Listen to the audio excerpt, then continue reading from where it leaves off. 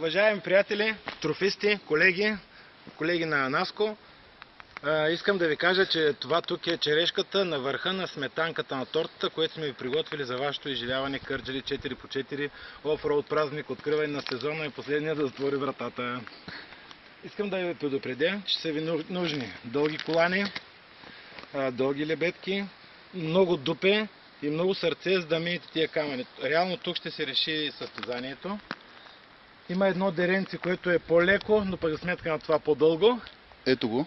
Да, и може би с много безкрайни лебедки и пътечки. Но Пътя е вдясно към тези хубавите камъни. Точно така. Искам да ви кажа, че не е много дълго, но е достатъчно стръмно, високо. Камъните, искам да ви кажа, не са остри, но пък за сметка на това са ронливи и които намаляват много тракшена. Подготвяйте се добре и ако някой не му стиска да се прехвърли в хоби, защото тук е за истинско трофи.